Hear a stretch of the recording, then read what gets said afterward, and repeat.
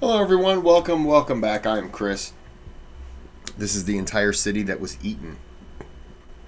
From scary, interesting. See me click that thumbs up button. If you could do the same, that helps. You can subscribe to the channel. That helps also. Helps both of us. And you can donate to the channel through the thanks button. If you request a video, after you've donated, you get your name sponsoring that video. Alright? Small talk. There it was. Big talk video. Human history is filled with incredible moments of triumph, but maybe more so, equally horrific atrocities. Sometimes these incidents occur in desperation, but often, unfortunately, that is simply not the case. Over 1,000 years ago, there was a nation-defining event in East Asia that was a bit of both, and it was horrifying. This is that story, and although the events in this video are fleeting and non-descriptive, they are still highly disturbing, so viewer discretion is advised.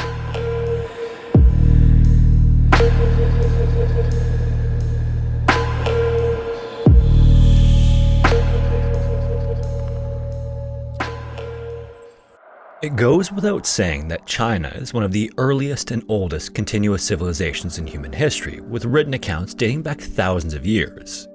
As you might imagine, a written history going that far back is subject to some disagreement. Some historians hold that China's recorded history dates back to around 2100 BCE, while others believe 1600 BCE is a more accurate beginning.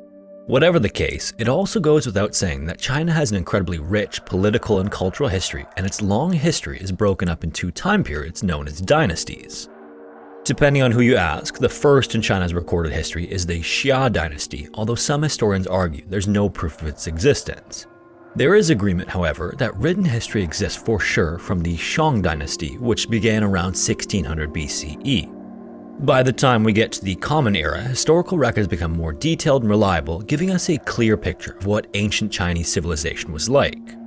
In its history as well, China was broken up and unified 6 times, and by the year 581 CE, it became one country under the Sui dynasty, which didn't last long. The subsequent decline of the dynasty ushered in the Tang dynasty, which is considered one of the country's many golden ages of cultural and artistic growth. In fact, it's still viewed as one of the periods that produced the country's greatest poetry. The Tang dynasty was also a time of great military progress, as an army of hundreds of thousands was amassed to defend the country against outside forces that sought to control much of the Silk Road. If you're not familiar with it, the Silk Road was a network of trade routes that ran through China, across Asia, all the way to the tips of Africa and Europe. By the time the Tang dynasty was approaching 150 years of existence though, China's greatest threat became itself. In the mid-700s, a long, slow decline of the dynasty began, and in the lead up to 755, this accelerated when a military general named An Lushan gained more and more support in his formation of rebel forces. In December of that year, Lushan proclaimed himself the Emperor of Northern China, marking the beginning of the Yan dynasty. What followed is known as the An Lushan Rebellion, which was a Yan dynasty military campaign with one goal, and that was to overthrow the imperial government. Now, years before the rebellion was even considered, there was a Tang dynasty soldier named Zhang Shun who was rapidly rising the military ranks, showing great promise as a potential military leader.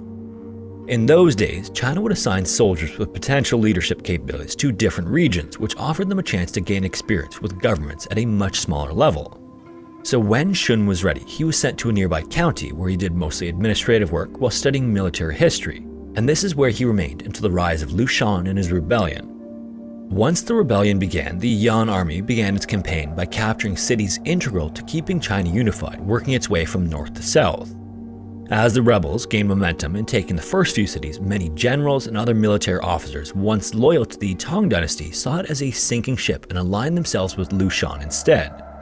Among them was Shun's commanding officer, who expected his men to follow him in joining the rebel army. Shun, however, was fiercely loyal to the Tang dynasty emperor. So when his superior asked him to form a delegation to welcome a rebel general on his way to the county to recruit more soldiers, Shun made other plans. He did as he was told in terms of putting a delegation together, but instead of bringing them to meet the rebel general, he led them to a temple of the founder of Taoism, a man named Lao Tzu. Taoism is a philosophy and religion that centers around humans and animals living in harmony with the universe, and Tzu was a revered figure in Chinese history, so Shun saw an opportunity to inspire the delegation.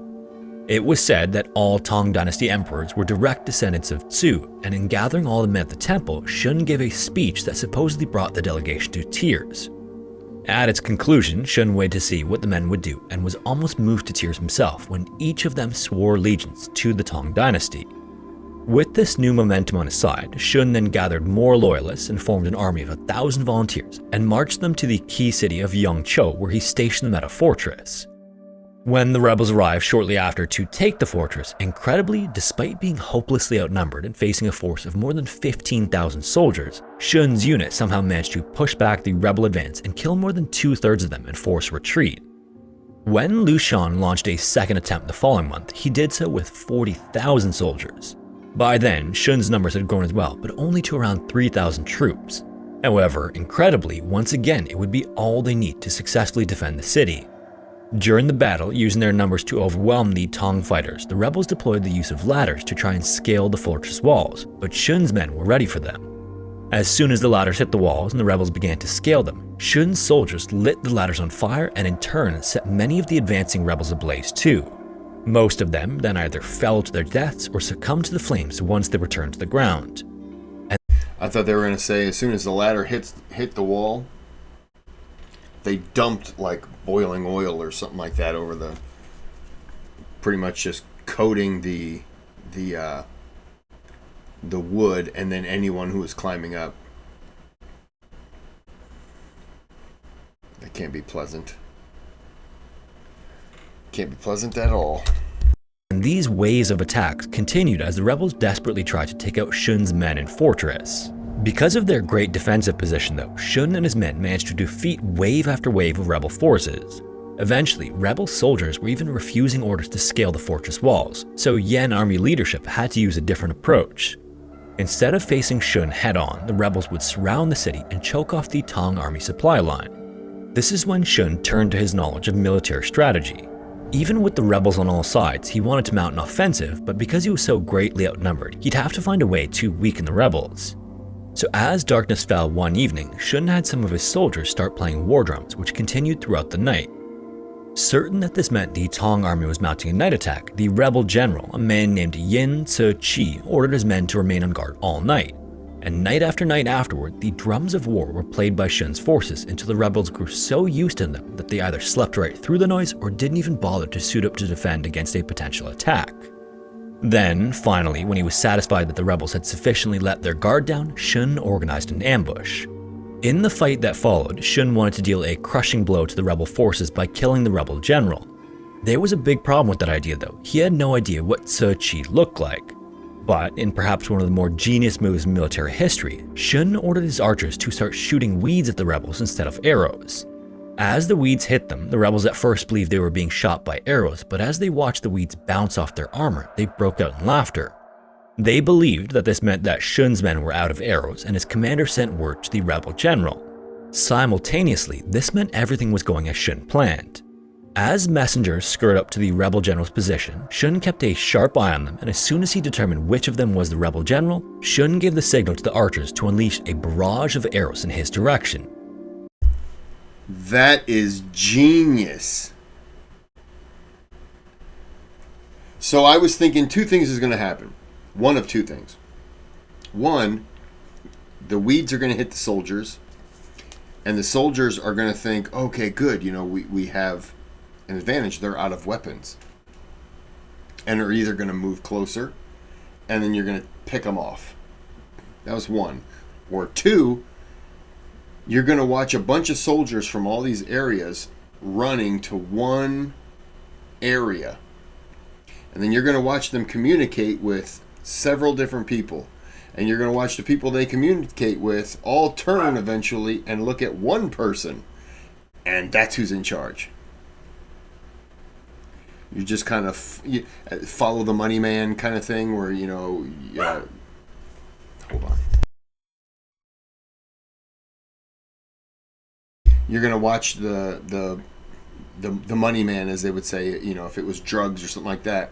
Well, this, you're watching where everyone funnels into. That is really good. As these arrows flew through the air, the rebels were distracted by the belief that the Tang forces were out of ammunition. One arrow then found its mark, embedding itself in one of the rebel general's eyes and causing the rebels to panic and retreat. The rebel general would survive this, but over the course of the 16-day siege, more than 20,000 rebels were killed, cutting Liu Shan's army by more than half. This should have been a pivotal victory for the Tang dynasty, but the army as a whole was losing ground in other areas of China. By the following year, the Yan army had grown in excess of 130,000 men, all of which were by then focused on taking the key city of Suiyang. Overtaking it would open up the entire south of China to the growing army and put Liu Shan on track to ruling the entire country.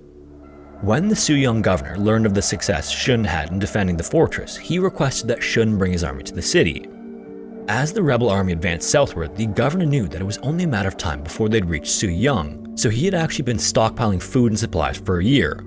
Unfortunately, the district governor, who outranked the Suiyang governor, ordered him to share supplies with the other forts in the district as the siege of Suiyang got underway in January 757. This decision would have unthinkable consequences as the siege wore on. As the siege got underway, the combined forces of Shun and the governor numbered just 6,800 troops, putting the rebels at a 19-to-1 advantage. As the rebels had done previously, they surrounded the city and cut off the army's ability to receive supplies. Months would then pass, and thanks to that fateful order to share food with the other forts, as well as an inability to import anything, by the summer, the men were down to just a small ration of rice every day.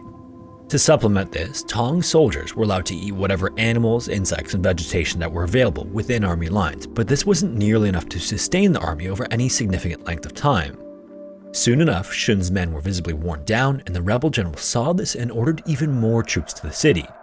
So with far more troops, an advantageous position, and a weakened Tang army, the rebels continued their assault, expecting to easily take control of Suiyang. But incredibly, they were continually repelled by Tang volunteers. These same men were starving and beyond the point of exhaustion, but every time the rebels would lean a ladder against the fortress walls, Tang soldiers were there to knock them down. At one point, the rebel general even attempted to attach horse-drawn carts to the fortress walls and pull them down, and while they made some headway, it was ultimately another failure that led to a considerable loss of Yan forces. At the same time, even though they had fought off the rebels' every attack, Shun's army was also rapidly dwindling. By the end of July, the Tang army only had 1,600 men left alive, with little chance of sending word out that they needed help. Shun knew that it was only a matter of time before they were overrun, but his men knew their orders were to fight to the last man. There was no option to surrender. If allowed to advance south of the city, the rebels would meet very little resistance and the Tang dynasty would be replaced. Even if you do surrender, the chances are good they're going to execute you. You've killed so many of their people, and he's going to be humiliated at the thought, the idea that it was 2,000 men, 1,900, 1,600. That's all it was. He's going to be embarrassed. Which I'm thinking the reduced amount of people, I mean, it started with 3,000. The reduced amount of people, I think, just me right now, is probably what saved them, because they didn't have a whole lot of rations anyways. I shouldn't say that. I don't know what they came with, what they had, what was available. But 3,000 men eating is far better than 10,000, 12, 15. I can keep throwing out numbers if you'd like, but you understand what I'm saying. There's then a smaller group of men, and I don't know if they were rationing their food to begin with, but I'm starting to see where this is going.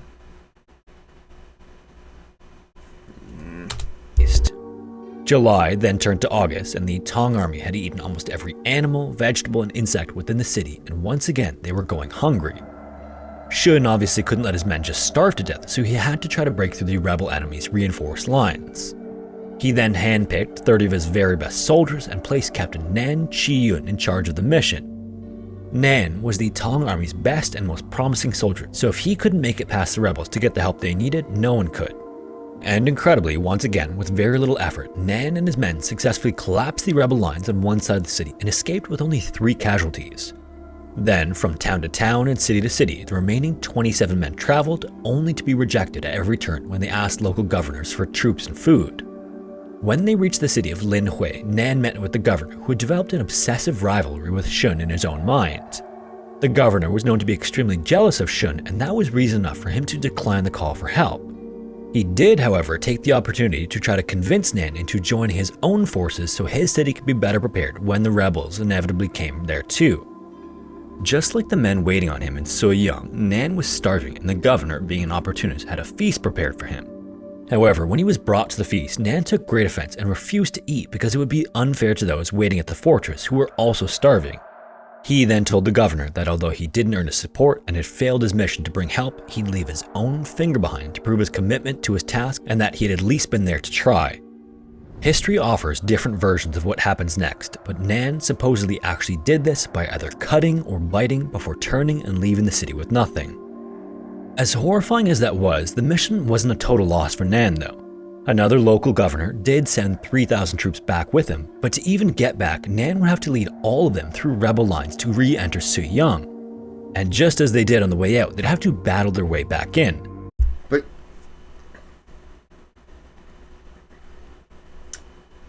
okay, having the 3,000 troops is good, but that doesn't feed you.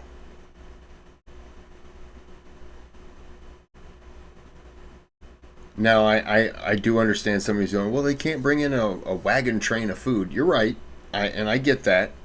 And you're going to sneak back in, fighting your way through. You can only carry so much food.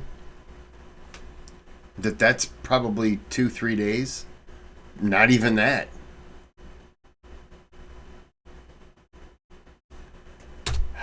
This time though, the outcome was much, much worse.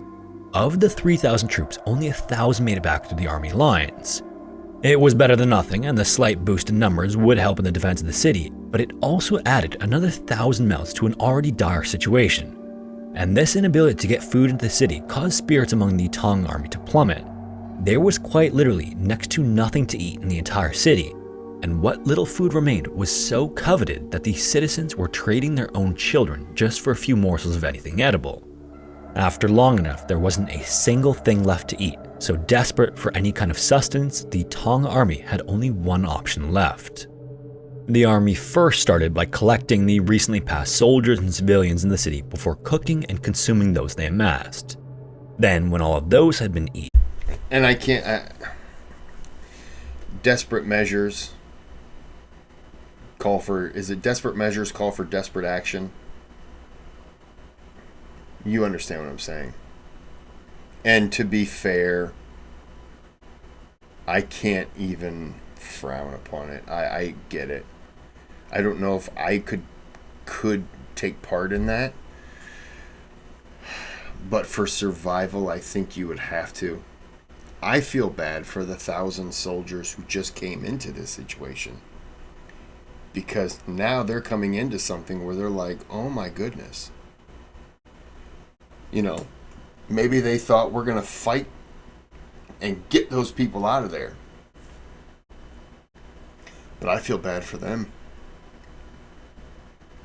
Oh, this is really...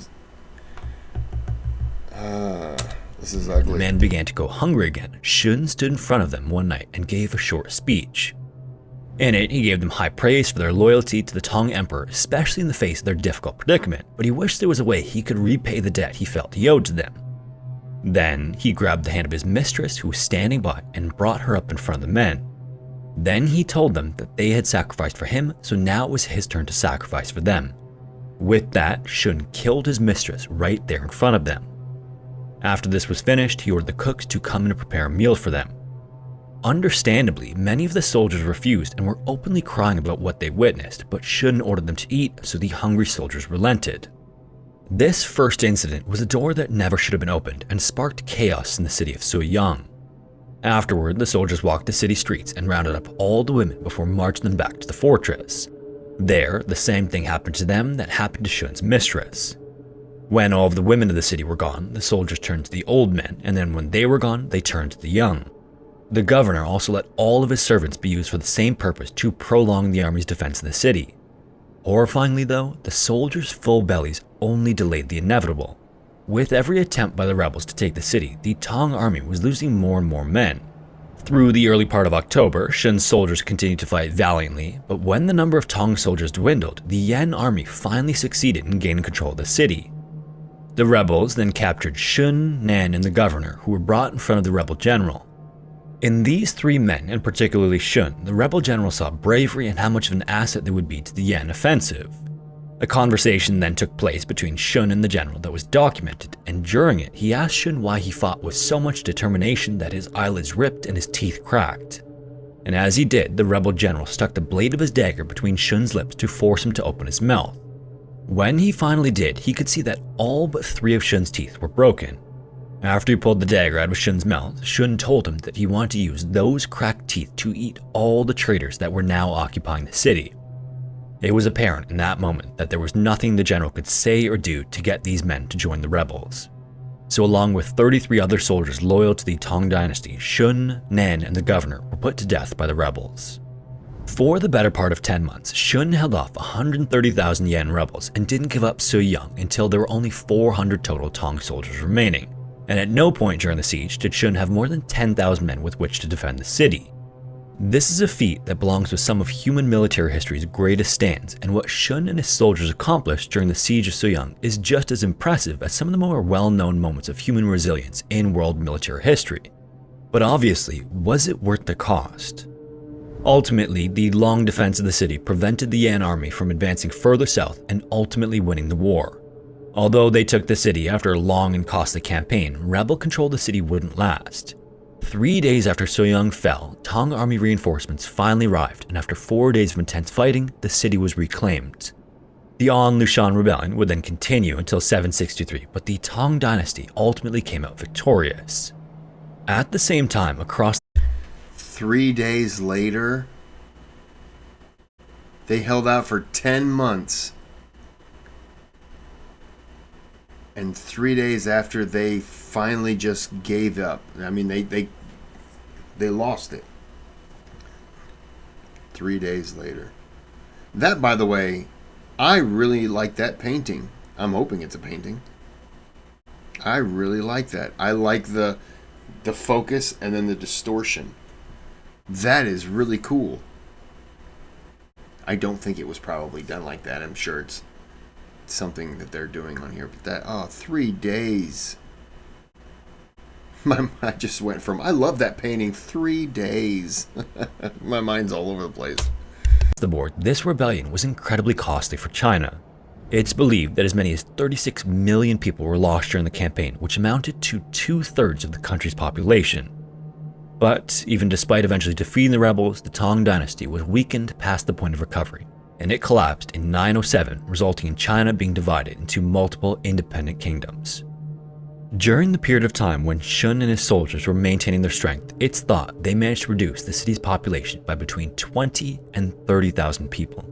So in the end, were they really successful? If you made it this far, thanks so much for watching. Wow.